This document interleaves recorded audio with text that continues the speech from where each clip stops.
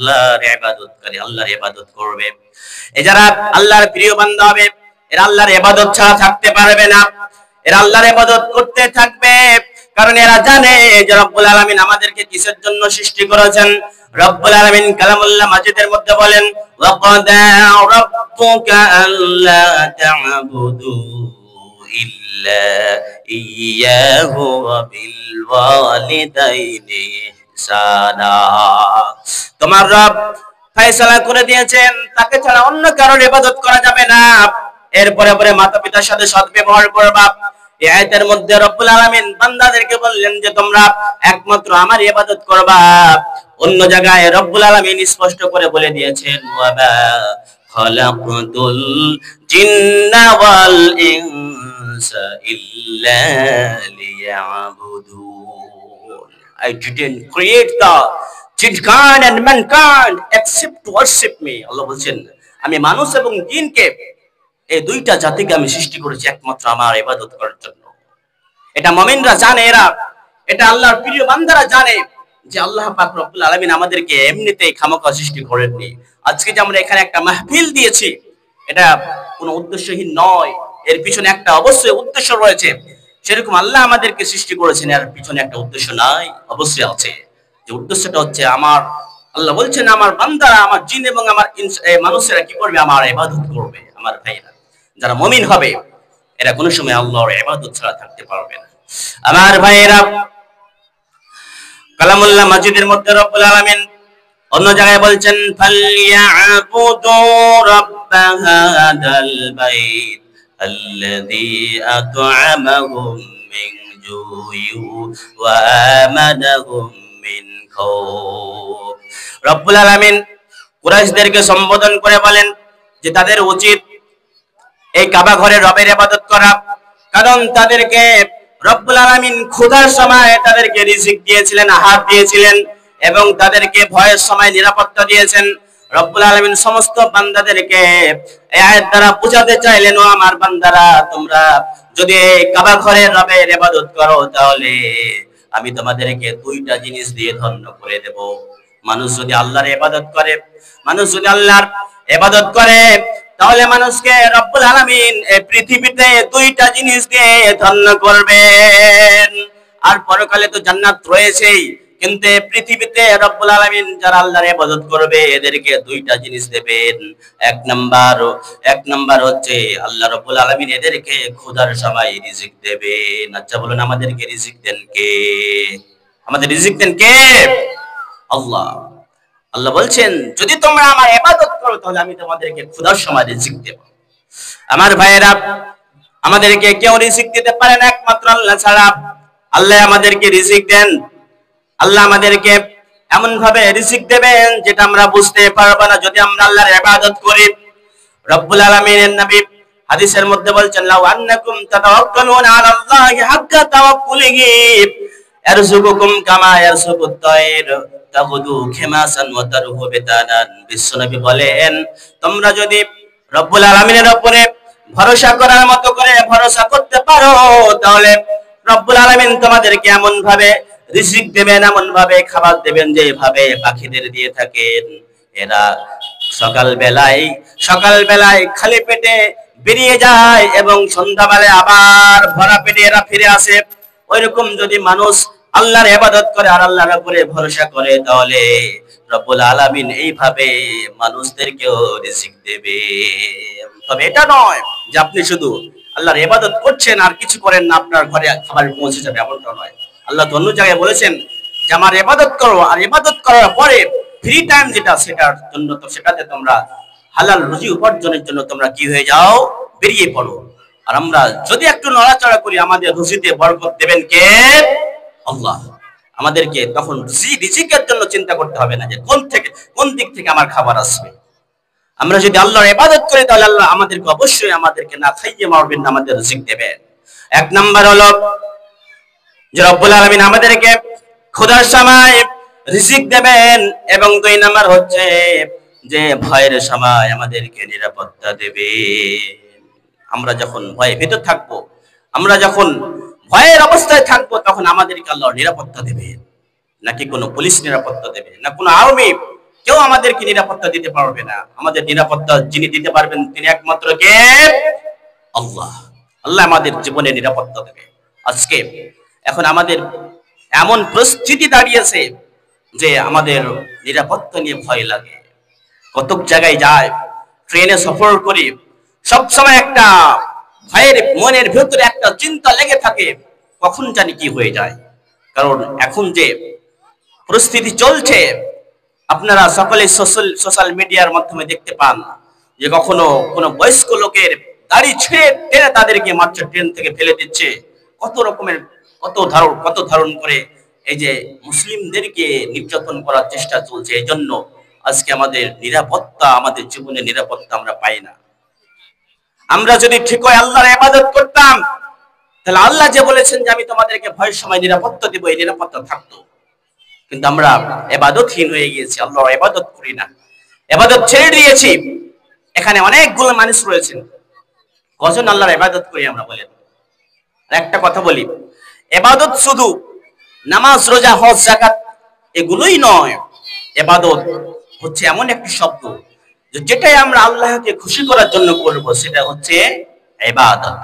তাহলে আমরা মুসলমান, আমাদের প্রত্যেকের কাজ, যেগুলো কাজ করবো আমরা একমাত্র কাকে খুশি করার জন্য? আল্লাহকে।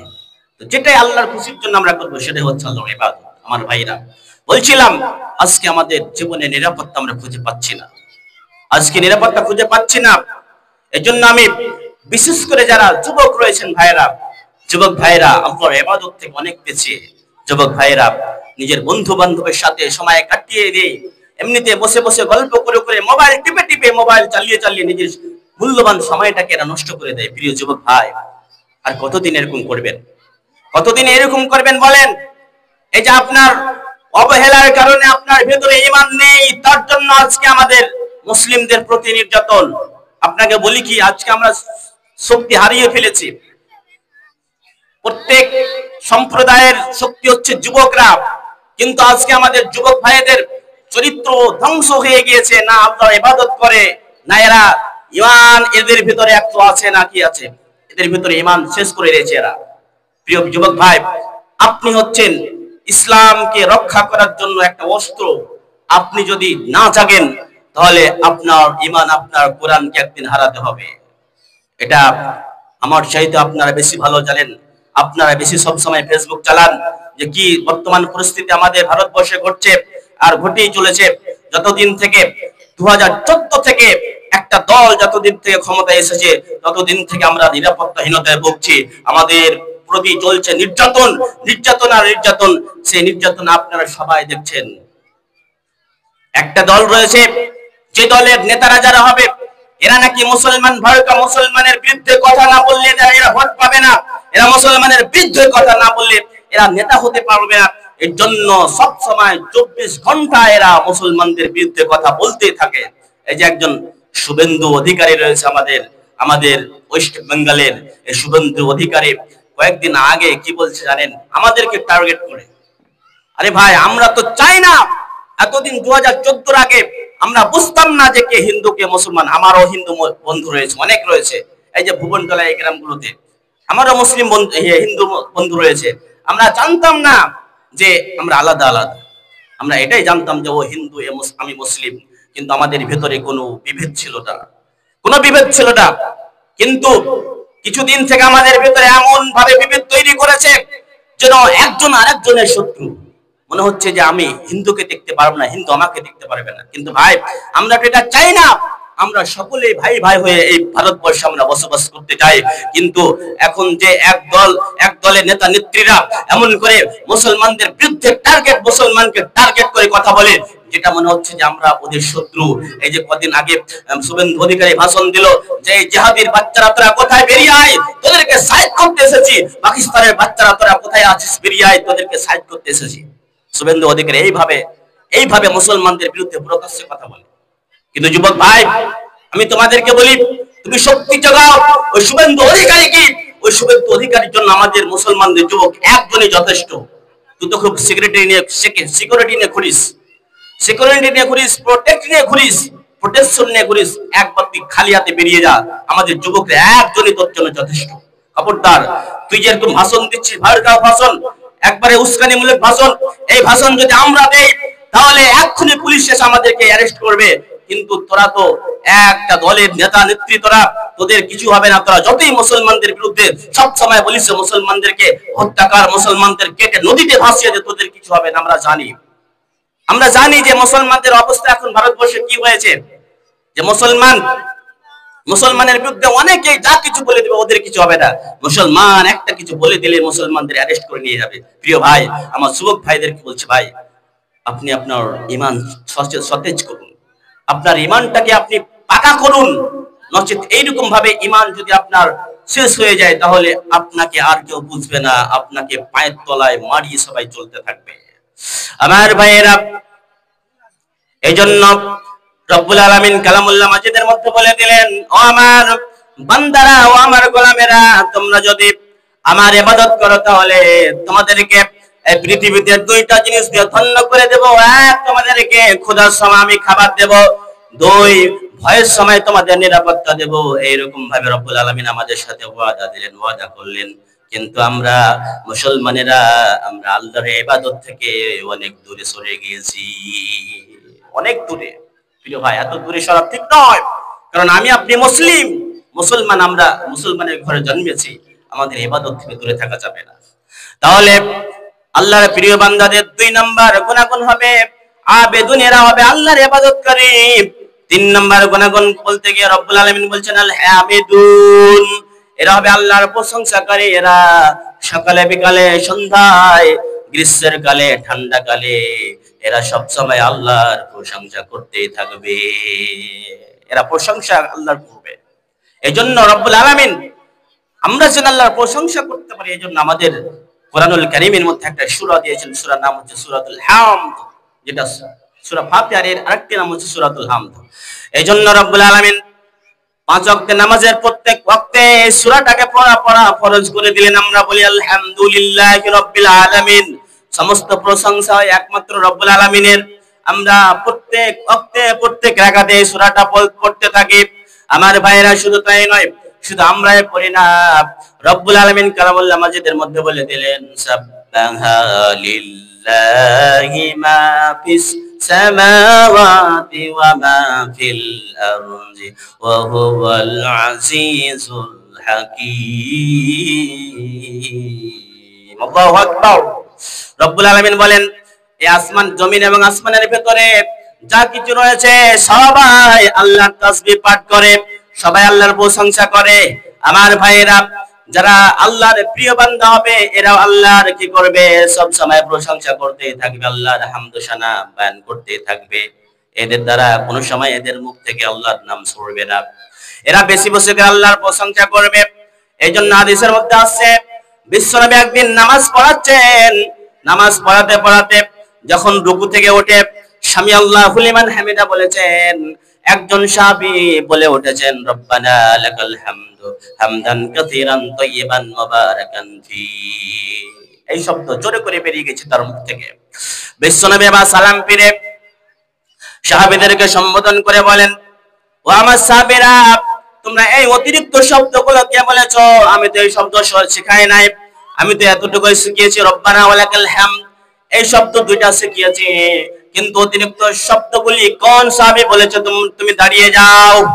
সাহাবীরা ভয়ভীত হয়ে গিয়েছেন যে এখন যদি দাঁড়িয়ে যায় নবী হয়তো আমাদের বকা দেবেন। বিশ্ব নবীর কথায় কেউ দাঁড়ায় না। এবার বিশ্ব নবী ভয় দিয়ে বললেন, ও সাহাবীরা, কে বলেছে দাঁড়াও, কিছু বলবো না। একজন সাহাবী এসে দাঁড়িয়ে বলছেন, হুজুর আমি বলেছি। বিশ্ব নবী বলেন যে আমি তো এগুলো শিখাই নাই, তুমি কোথা থেকে পেলে, তুমি কেন বললে? ওই সাহাবী বলেন, হুজুর আমার কম আল্লাহর প্রশংসা করে আমার পোষায় না, আমার বেশি বেশি করে আল্লাহর প্রশংসা করতে ইচ্ছা। আমি সব সময় চাই যে আমি আল্লাহর বেশি বেশি করে আল্লাহর প্রশংসা করব। রব্বুল আলামিন বিশ্বনবী সাল্লাল্লাহু আলাইহি সাল্লাম বলেন, ও সাহাবী তুমি জানো না, তুমি যখন এই শব্দগুলি বাড়তি বলছিলাম তখন 30 জনের চাইতে বেশি কিছু ফেরেশতা তোমার এই নেকিটাকে লিখে লিখে আল্লাহর আরশে পৌঁছানোর জন্য তারা প্রতিযোগিতা শুরু করে দিয়েছিল।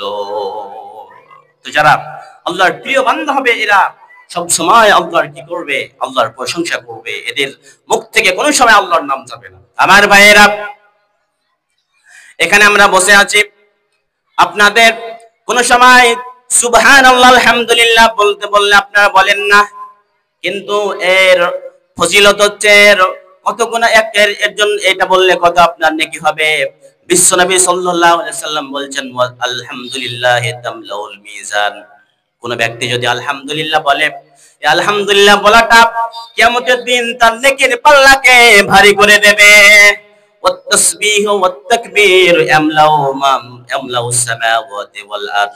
এবং কেউ যদি আল্লাহু আকবার এবং সুবহানাল্লাহ এই শব্দগুলি বলে আল্লাহর প্রশংসা করে, তাহলে রব্বুল আলামিন তার নেকি দিয়ে আসমান এবং জমিন পরিপূর্ণ করে দেন। একবার বলুন সুবহানাল্লাহ। কি বললেন না? বুঝতে পারলেন না হাদিসটা? মনে হয় এত করে বলার পরেও আপনাদের মুখ থেকে বের হচ্ছে না। হাদিসটি হচ্ছে এমন যে কেউ কোন ব্যক্তি যদি আলহামদুলিল্লাহ বলে, তাহলে কিয়ামতের দিন তার নেকির পাল্লা আল্লাহ ভারী করে দেবেন এই আলহামদুলিল্লাহ দ্বারা। এবং কোন ব্যক্তি যদি আল্লাহু আকবার এবং সুবহানাল্লাহ এই শব্দগুলি বলে, তাহলে আসমান এবং জমিন আল্লাহ নেকি দিয়ে ভরে দেন। একবার জোরে বলুন তো সুবহানাল্লাহ। লিল্লাহি তাকবীর, লিল্লাহি তাকবীর। আমার ভাইরা, তো যারা মুমিন হবে, যারা আল্লাহর প্রিয় বান্দা হবে, এদের মুখ থেকে সবসময় আল্লাহর প্রশংসা বেরোতেই থাকবে, আল্লাহর এরা প্রশংসা করবে। আমার ভাইয়েরা, এই প্রশংসার ব্যাপারে বিশ্বনবী অনেকগুলি হাদিস বলেছেন। তার মধ্যে একটি হাদিস হচ্ছে, বিশ্বনবী বলছেন মান ক্বালা সুবহানাল্লাহি ওয়া বিহামদিহি ফি ইয়াউমিন মিয়াতা মাররা। বিশ্বনবী বলছেন কোন ব্যক্তি যদি দিনে 100 বার সুবহানাল্লাহি ওয়া বিহামদিহি এই জিকির করে, একবার আমার সাথে বলুন সুবহানাল্লাহি, সবাই বলবেন সুবহানাল্লাহি ওয়া বিহামদিহি সুবহানাল্লাহিল আযীম। এই দোয়াগুলি যদি কেউ দৈনিক দিনে যদি 100 বার পড়ে, আল্লাহ পাকের নবী বলছেন যে খুত্তাত খতায়াহু, তার সমস্ত গুনাহ আল্লাহ তাবারক ওয়া তাআলা মিটিয়ে দেন। তারপরে কি বলছেন, ওয়া ইন কানা মিসলা জাবাদিল বাহর, তার গুনাহ যদি সমুদ্রের ফেনার মতো হয়, তবে আল্লাহ রাব্বুল আলামিন এই জিকিরের দ্বারা, এই দোয়ার দ্বারা আল্লাহ তার গুনাহ মাফ করে দেবেন। আমরা এগুলো বলতে চাই নাকি? এগুলো আমরা প্রত্যেক দিন, আমরা খুবই সহজ ছোট ছোট আমল, এগুলো যদি আমরা বলি, তাহলে আল্লাহ আমাদের গুনাহগুলিকে ক্ষমা করে দেবেন। শুধু তাই নয়, অন্য জায়গায় বিশ্বনবী বলছেন মান ক্বালা সুবহানাল্লাহিল আযীম ওয়া বিহামদিহি বুরিসাত লাহু নাখলাতুন ফিল জান্নাহ। কোন ব্যক্তি যদি এই দোয়াটি বলে সুবহানাল্লাহিল আযীম ওয়া বিহামদিহি, এই দোয়াটা বলে, তাহলে রব্বুল আলামিন তার জন্য জান্নাতের ভেতরে একটা খেজুর গাছ রোপণ করে দেন। যে দোয়াটি বলবে আল্লাহ রাব্বুল আলামিন তার জন্য জান্নাতের ভেতরে একটা খেজুর গাছ লাগিয়ে দেন। তো এগুলো অফার আমরা ছেড়ে দেব? এগুলো অফার আমরা ছাড়বো না, ছাড়ার চেষ্টা করেন না, এগুলো ধরেন, এগুলো আল্লাহর অফার।